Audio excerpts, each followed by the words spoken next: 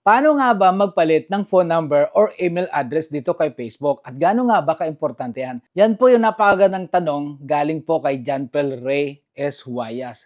Guys, napaka-importante po nito, especially po kung kayo ay baguhan dito sa Reels. Kailangan lagi pong updated yung inyong phone number or email address. Bakit nga po ba? Unang-una po, kapag nahack po yung ating account dito kay Facebook, well, makaka-receive po tayo ng OTP kung sakali po tayong mag-reset ng password. At the same time guys, kung gusto nyo pong makatanggap ng inyong mga invoice sa inyong mga sinasahod dito or kinikita po dito sa Reels or sa anuman pong monetization na kayo ay monetize na, makaka-receive po kayo ng invoice from Meta Support or from kay Facebook. Kaya dapat po, lagi po yung updated. So, paano nga po ba natin i-update yan?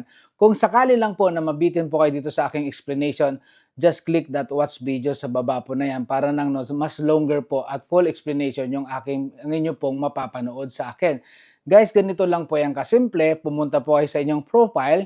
Pagkatapos po niyan, bumaba po kayo dyan sa settings na yan. I-click nyo po yung settings na yan and then may makikita ko yung personal details. Yan po sa personal details, i-click nyo po yan at makikita nyo na po yung inyong phone number at ang inyong email address. So, ang gagawin nyo lang po, pwede nyo pong i-delete yung mga phone number or email address na hindi nyo na po ginagamit, na hindi nyo na po ma-access yung password niyan, and then mag-a-add lang po kayo. Ganun lang po yan kasimple guys. Pero kung sakali man po gusto nyo lang pong magbago ng inyong mga information dahil kayo po ay may pinagtataguan, reminder ko lang po sa inyo, napakaliit lang po ng mundo, especially kung kayo po ay nasa social media, mahahanap po tayo ng mga taong pinagtataguan natin. So, ganun lang po yun guys. So, shoutout po dito sa ating followers na si Mami Mylen Vlogs. Yan. Shoutout po sa inyo, idol, and 193,000 followers na po tayo. And hoping na nakatulong, don't forget to share this information